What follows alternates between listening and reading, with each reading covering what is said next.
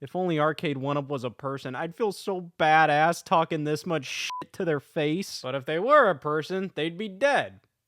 So, I'd just be an asshole. I've talked about Arcade OneUp 1 or 2 or 3 times already, the last of which I discussed the fall of Arcade OneUp, how they were shutting down and they got acquired by Basic Fun, and we can clearly see how that's turning out. Poorly. The new direction seems very strange. It seems like they're combining old Arcade OneUp products with new products made by this Basic Fun company that have kind of the ethos of the Arcade OneUp cabinets, but, you know, they don't have the Arcade OneUp branding, yet they're on the Arcade OneUp website, and they kind of feel like Arcade OneUp cabinets, but they're not Arcade OneUp cabinets. I don't know. Here's what I'm gathering from all this. The Arcade OneUp we used to know is gone. And hey, judging by some of the bullshit we're about to look at today, that might just be a good thing. I did have a lot of interest in Arcade OneUp for years there, and I think they genuinely were putting out cool stuff. The problem is they just didn't really evolve in the right ways. But goddamn, they tried to, though. The bread and butter was always the home arcade cabinet. You know, the smaller recreation of the arcade cabinets you grew up playing as a kid. Of course, it wasn't a one-to-one recreation. The build quality was far lesser. It had more in common with IKEA furniture than it did an actual arcade cabinet. However, for casual players, it was close enough to give you that feeling that, goddamn, I have an arcade cabinet in my house. And outside of the quality concerns of these cabinets just not lasting the test of time and the price points that kept on rising and rising with these things, I think one of the biggest problems with this concept as a company is the fact that you can't really sustain yourself on just constantly releasing arcade cabinets. Because the market for people who actively want a specific arcade machine in their house is kind of small. Wow, really? The idea of an arcade machine in your house is badass, but believe me, you actually get one, and you're gonna step back and realize, well, god damn, I don't play this very much, don't I? But you can't just keep on buying more arcade cabinets. You have limited space. Even if you were in this nicher group of people who wanted an arcade machine for their house, that's just the thing. You wanted a machine, you know, getting another one and another one and another one. It's just not very practical. Even these Arcade OneUp machines that are much smaller and much lighter than actual arcade machines. So if Arcade OneUp wanted to make more money, they needed to expand their horizons and offer more products, different products from just standalone arcade machines to keep getting more money from more customers. So, what did they do? The hell if I know! However, before we discuss 3 stupid-ass Arcade OneUp products, here's somebody who paid us. This video is sponsored by Factor. Listen, I've fallen victim to those cursed food delivery apps. They seem so enticing, but the food gets here and what does it do? Make me tired, bloated, greasy?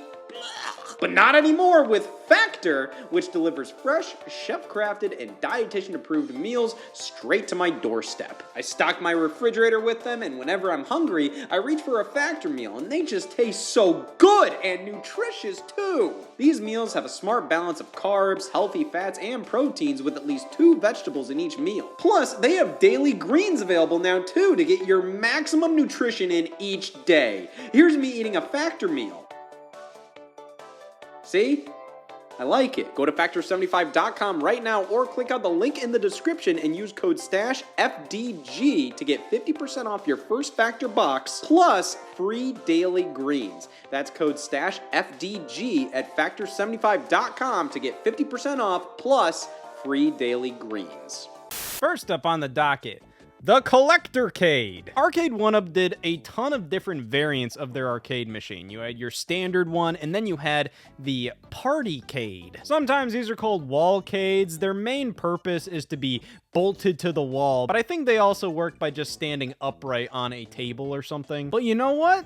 this isn't a bad idea. It's kind of a cute little concept. It saves a lot of space compared to a standard Arcade OneUp cabinet, and it is a bit of a showpiece for a room to just have a wall-mounted arcade machine. Then they had the counter Cades, which were much smaller, obviously meant to be on a counter. These reminded me of the old school, like, Coleco tabletop arcade machines from back in the 80s. Of course, this, by comparison, doesn't play the actual arcade game, just some crappy little LCD recreation of it. But it definitely feels like it's in the style of those, or just straight up arcade cabinets at bars, where they'd have games playable on bar tops. Well, then you'd think the countercade is as small as they can go, but no.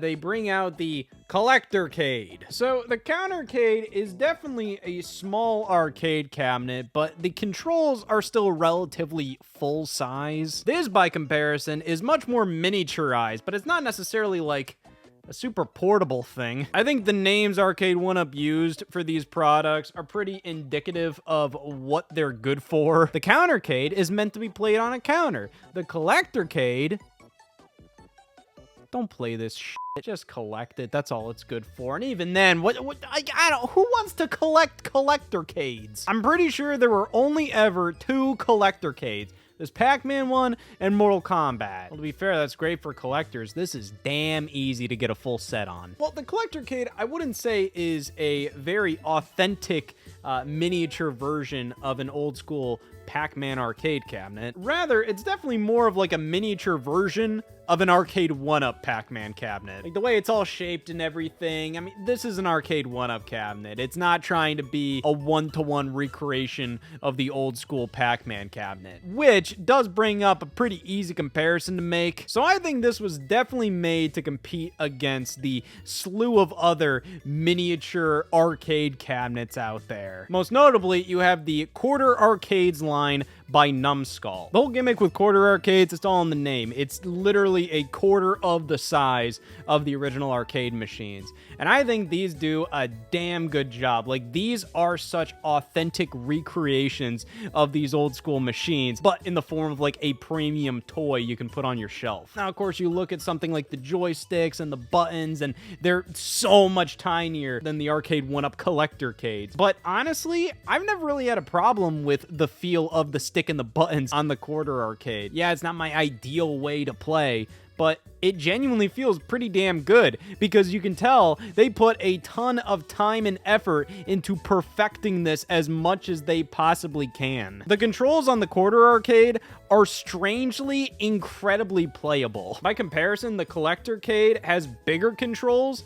but they don't feel as good. This stick, these buttons, they just feel cheap. This feels like a joystick and button that would be on a kid's play set version of an arcade machine. Then we move on to actually using this unit, and it requires AA batteries, 4 of them. You can't use USB to power this thing. No, you have to use batteries. And I just found that to be incredibly annoying. I don't need a rechargeable battery in here, but I would have appreciated at least having the ability to just power it with a USB socket, because if these are meant to be for collectors, you put them on the shelf, I think it would have been nice to be able to just leave them plugged in via USB, and then you could just walk up to them at any time and just give them a go, try them out, play them for a little bit. And then when you turn it on and you play a game, these games sound weird. Don't get me wrong, playing Pac-Man on here feels like Pac-Man, but man, it's strange. The sound effects and music are all off. There's even this weird thing, like in Arcade Pac-Man,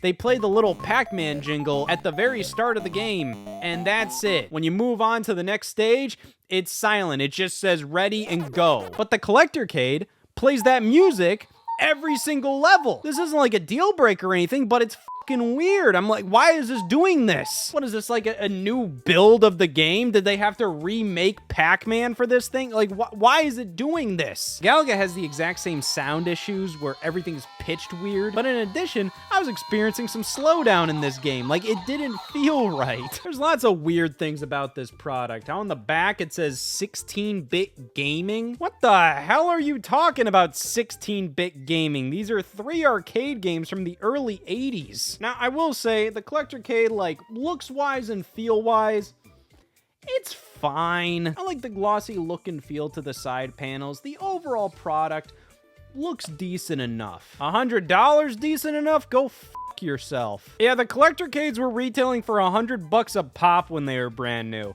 That is absolutely ridiculous. Now, in all fairness, the quarter arcades by Numbskull generally around like $200 to $300, around that price range. So yeah, you have to give Arcade OneUp collector Cades this. It's cheaper than that. At the same time, you don't need either one of these products. These are like the most unnecessary novelty items you could possibly purchase. If you want a miniature arcade cabinet like one of those, and you're gonna go like, oh, but you know, the Numbskull arcade cabinets, they're like $100 more expensive than the Arcade OneUp ones. Well, I might as well go for the Arcade OneUp ones. It just, okay, listen, I get it. It's cheaper. Cheaper is more fun. You're already blowing $100 on a miniature arcade cabinet. You have money to blow. Just take that money and keep saving it and then spend it on the quarter arcade. Because it's not like the quarter arcade is like obscenely more expensive. No, it's $100 extra.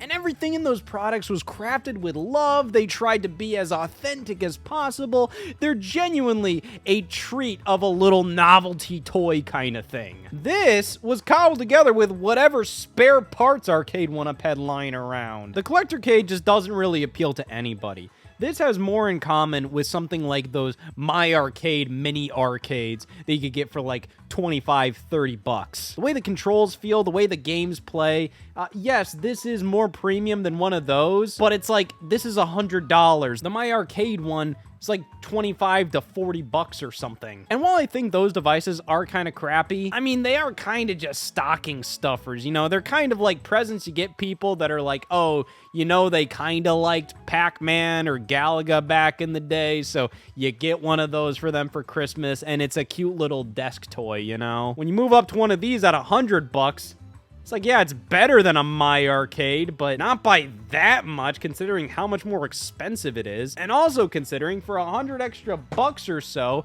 you can get a quarter arcade, which is like the perfect miniature version of this old school arcade machine. The collector Cade, I would personally give a 5 out of 10 to, just because for what it is, you could put it on a shelf. It kind of looks cool. It does play the games, albeit weirdly. But I find within Arcade OneUp's product lineup at the time, I don't see a reason to get this over something like the Arcade OneUp countercades, which were far more playable with their better control layout and better feeling buttons and sticks. And who the hell says you can't collect those?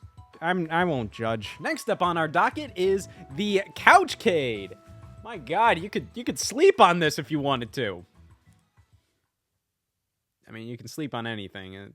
Who cares? But this is the only cushion-based product I know of that you can play Galaga 88 on. And it don't matter if you're impressed by that or not. By definition, that's an accomplishment. You know, the Couchcade isn't an awful idea. It kind of reminds me of what they were doing with the old plug-and-play joysticks back in the early to mid-2000s. You know, we all had a couple of those lying around, and going back to them, it's pretty obvious those were pretty crappy little toys. Like, they did the job back in the day, but going back to them, you can tell, man, these joysticks are squeaky piles of bullshit. But it's also the size of them that's not ideal. You know, just having this small cube with all the buttons you need and this giant-ass joystick, it's kind of hard to grip that and play these games effectively. I think something that makes arcade controls more unique is being able to rest your palms and your entire, like, body pretty much on this big flat surface. Then you can rest your hand while you mash on buttons or use the joystick. And you know what? I think this is kind of a cool idea that incorporates that in a way that's very casual. You know, this is still an Arcade OneUp product. This isn't like arcade quality stuff. The joystick still feels kind of loose with that loose ball top that just kind of keeps on spinning around. You can easily just twist it off at a moment's notice. But regardless of how much of an arcade control purist you are, you have to admit this is a giant step up from like those old plug-and-play units. Now, in terms of the aesthetic of this, I would honestly prefer if the controls were more at the top of this unit, just to give you more space to actually like rest your hands on this big old slab. Because as it is, the buttons and joystick are so close to the edge here, it's a little uncomfortable. Nothing crazy, but you know, I would prefer if they were higher up. And while the cushion on the bottom is a fun idea, I honestly find that it kind of makes it so then the entire thing can feel uneven sitting in your lap, which isn't like a huge problem or anything, but it just turned out to be one of those things that sounds like an amazing idea on paper, but then in practice, I'm kind of going like, you know, okay, that's why most arcade sticks that you buy don't come with cushions to put on your lap. Now, the cushion is attached just via Velcro, so it's not really a big deal. You can just take this off if you really want to. So currently, as it is, this ain't all too bad. Of course, there are some little weird things, like why are there volume controls on this thing? I do not understand why Arcade OneUp would put the controls or buttons they would put on their units. Like, this connects to a box you connect to your TV. Why do you need dedicated volume controls for this thing? Especially when you don't have a goddamn home button on this. That is like the most frustrating thing to me about these Arcade OneUp products. They never put a damn home button on them. You always have to do this stupid ass thing where you have to hold down the player 1 button for an ungodly amount of time, and then the unit like reboots to the home menu. Why not just put a little button so then you can just immediately go back to the home menu? Is it really that hard? And this wouldn't be a big deal to me if they weren't just including random shit into their controls that have no purpose, like a volume control on this thing. Why do we have that? Well, honestly, it's pretty easy to figure out why it's here. Probably because they're just reusing buttons, molds, scrap pieces, all of that from other things that they've done in the past. I mean, now the little console that you plug into the TV, it's the exact same kind of console they included with those HDMI consoles they did too. But you know, none of that matters. What truly matters is if this was an angelic video game experience. Yes, I did not have a wonderful time with the Couchcade. My Couchcade kept on disconnecting after like 20 seconds of gameplay. Now, I assume this is kind of a singular issue for me, as I've seen reviews of this thing online, and most people say that it's fine, it functions well enough, so okay. But even if my unit didn't keep on disconnecting, the overall experience of playing these games with the Couchcade, I mean, like, it's nothing special. The overall presentation on the console itself feels a bit sloppy. Doesn't really feel like this super premium product or anything. The visual quality of the games ranges between, like, pretty damn good and a bit too soft and blurry for my liking. And just certain things like the border that they give these games. I mean, it looks really damn cobbled together in Photoshop at the last minute. The art looks really low resolution. It's very inconsistent. They randomly use, like, arcade art for a lot of it, and then they just randomly have, like, the Galaga sprite art. I don't know. And the retail price of this thing was $180. I think that's absolutely absurd for what you're getting here. Yes, these are more traditional arcade controls. It's nice to have like a big fat controller like this you can just smack on your lap and play these old school arcade games. But it's like, let's consider what's like a $200 product. The Nintendo Switch Lite was a $200 product when this thing was out. Oh yes, of course, Arcade OneUp isn't as rich and powerful as Nintendo, so they're not going to be able to get components and all of that for as good of a deal as they can. But as a consumer, we compare these two video game things that can technically play Pac-Man, and even though the Couchcade works, even though mine didn't, I just don't think it really checks boxes for anybody out there. This thing is only really good for like casual people who remember playing these old arcade games back in the day and they think it would be cool to be able to play them in their home again. They don't really want to commit to a full-ass arcade machine always there, so hey, why not this thing that gives me full-blown arcade-style controls that just connects to my TV? But at that point, buddy, like, this needs to be an impulse buy kind of price. This needs to be around like 50, 60, maybe 70 bucks, where somebody just walks across it in a store and they go, oh wow, oh man, that would be cool to own. When you're getting to nearly $200, this is more of like a decision you have to make. Like, you're going like, man, I really want that. And the thing is, plugging this in, giving it a go, the best way I can describe it is just incredibly underwhelming. Like, this thing isn't cool. Like, it seems like a fun, novel concept that might have some utility, but then actually using it, like, I'm kind of going like, no. For the price point it was at, I think it needed to do a hell of a lot more. I think they should have included a shit ton more games. I think the actual console should have been more, like, well thought out and nicely created. But no, I mean, they're just sloppily putting this together. It's the exact same thing as the HDMI consoles they did too. So in the end, this product doesn't feel like, oh, it's filling the need of many people here. Like, wow, this is doing something really cool. Instead, it feels like Arcade OneUp was just trying to come up with a billion different ideas to utilize all of the crap in their warehouse. My main problem with this is, much like other Arcade OneUp products, the quality is spotty, and this is not cool or novel enough to be over $100, let alone close to $200. If this was like 60 bucks, sure. But it's not $60. It sucks ass. I would give Arcade OneUp's Couch Cade a 5 out of 10. I don't think it's an awful product or idea or anything, but I just think it falls flat on its face when it comes to just being good. I think there's a million things they could have done in the design process with this to make it an actual cool product to own. But like I said, they didn't want to do that. They just wanted to make a product that sounded cool enough on paper, but in reality was just kind of like cobbling together assets they already had to just put something out on shelves, throw shit at the wall, see what sticks. Please don't make me throw this at my wall. It's the Arcade OneUp giant joystick. All right, now, by comparison to the Couch Cade, this is an incredibly novel idea. You know, for decades at this point on the internet, I've seen plenty of people put together like these actually working giant controllers. You know, the main one I've always seen was like an NES controller that doubles as like a coffee table and you can use the buttons. And then Nintendo themselves took that concept and made these giant controllers for the Nintendo Museum. So yeah, the concept of a giant joystick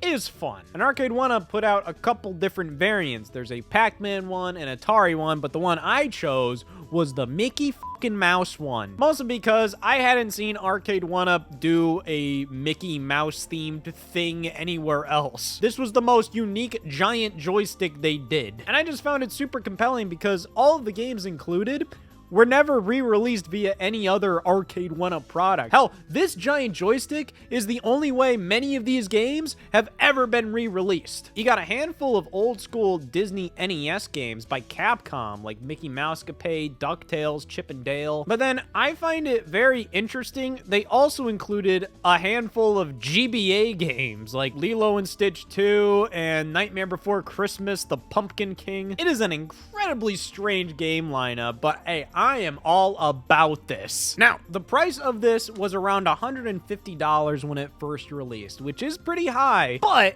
it's definitely a huge novelty. You know, the idea of having this in your living room, people come over and they go, wow, is that a giant ass fucking joystick? And you go, hell yeah, it's a giant ass fucking joystick. You know, it's kind of like having giant Jenga. You're probably not going to play giant Jenga that much, but it's fun. It's fun to have out. It's a bit of a different experience from normal Jenga. It's kind of a fun little party thing to play with your friends. And I think the giant joystick has potential to fulfill those exact same... I'm done. I'm done. This was the worst fucking thing I've ever used in my life. These games were absolutely unplayable with the giant joystick. And it mostly comes down to the joystick itself, but also the games they chose to be here, which just kind of seems like they chose them at random. I think it would have made sense if they picked games that were very simple. A simple maze game like Pac-Man, I think, would be decently playable with a joystick like this. It wouldn't be great, but it would function. Not trying to play DuckTales with this thing was impossible. I could not do it. Because DuckTales, you have to jump a lot, and you also have to do your pogo jump, and also whack things with your cane, and it just was not functioning well at all. Mainly because this damn joystick is just so hard to control in the way you want it to. The Lilo and Stitch game, there's a portion at the very start where you have to crouch and then move forward, and it is really damn hard to do that with this joystick. It's not really built to do angles well. Hell, in that game is another example of like, what the hell is this game lineup? Because that was a GBA game that also utilized the L and R buttons on the GBA. And the way this joystick is designed is you have two buttons on the joystick ball itself. Then you have a random A button in the corner. I just used like my foot to hit that one sometimes. And then you have the player 1 and player 2 buttons on the front of the unit. And it was really weird because the player 1 button is like the select button in these games, and the player 2 button is the start button, which I just found to be incredibly sloppy. Why is the player 2 button the start button? But it's also annoying as hell to use. Any button that's not the 2 buttons on the joystick itself are incredibly cumbersome to hit. Now, thankfully, a lot of games just simply use the A and B buttons on the joystick, but then you have something like Lilo and Stitch 2 that use the L and R buttons on the GBA. So, what they have you do is combine button inputs with, like, the A button on the base of the joystick, which means you have to hit that button with your foot while you hit a button on the joystick. Oh, and the fact this is a GBA game, when I booted it up, I thought it was very strange because GBA games are normally in this weird aspect ratio where it's not 4:3, it's a little wider than that, but it's not 16:9. So I was a bit confused when I booted up the GBA games on the giant joystick and they were all in 4:3. But I found a lot of aspects of them to be strange. The fact that they all have new copyright dates of 2020, the fact that there's a loading screen at the beginning of them. I was almost wondering, are these like weird new builds of old Disney GBA games? But I wondered if they potentially went into these games and reformatted them for 4:3. I think that would have been an insane amount of work, but they could have done it if it was like a brand new build of the game according to the copyright date. But no, I compared GBA games on the giant joystick to how these GBA games were originally, and all they did was they squished them. They just put these games in 4:3, which I just found to be very strange. Like, why do that when you could just present them in their actual aspect ratio and just have a little border like you do normally? But no, I guess that would have been just too much goddamn work. You know what else is apparently too much goddamn work? Not making me mad.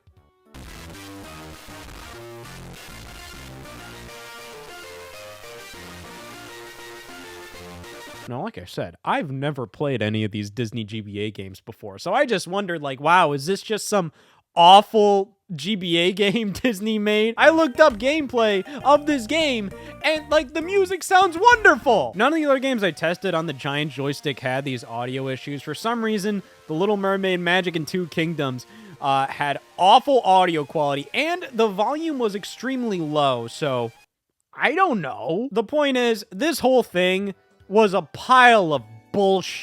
I don't know why the hell they picked the games they picked for this.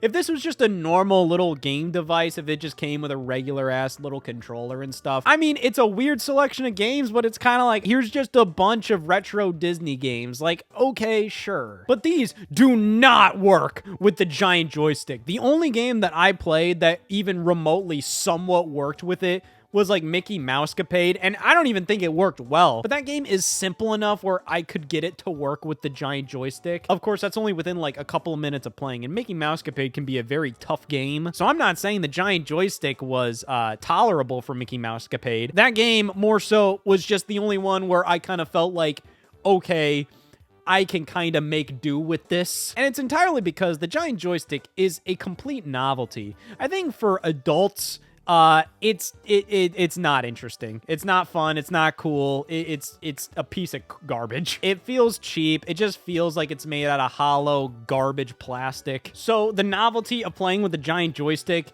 isn't really there because it's a piece of shit. It doesn't feel good. It doesn't feel like an actual joystick. However, for kids, I think a giant joystick, they'd probably think, oh wow, this is so cool. Probably also because kids are probably at the ideal height for this thing. But even then, I think this is an awful product because the game lineup does not take advantage of the giant joystick. It doesn't feel like they actually thought it through. It feels like this is a random game lineup of whatever Disney games that they could put on this thing, and then they just made it work with the giant joystick. But in comparison, you look at the Pac-Man and the Atari giant joysticks. Those games are definitely simple enough to work with this concept much better. But the Disney one, I mean, they just threw in random fucking Disney games. They threw in a bunch of GBA games that use L and R buttons, and they just expected it to work. Hell, even the NES games, I'm sure they looked at those and went, oh wow, these are probably really simple games. They'll work with the giant joystick. They don't! So yeah, it's a 1 out of 10. This is one of the worst products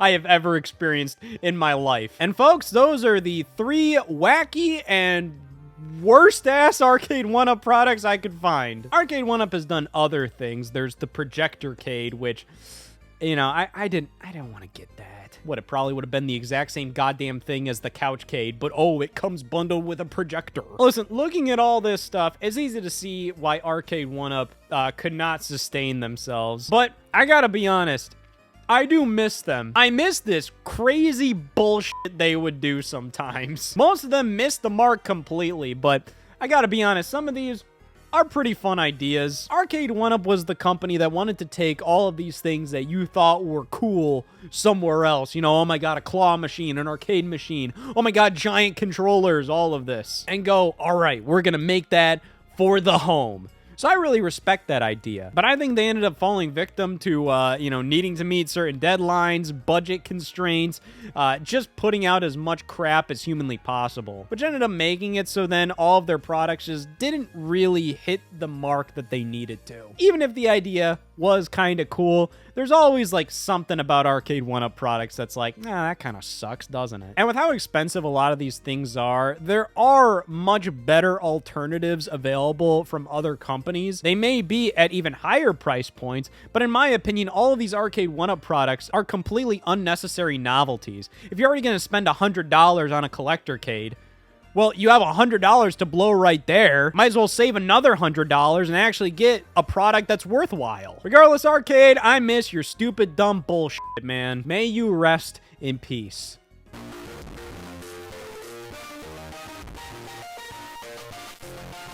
At least you can't continue to hear what you've done.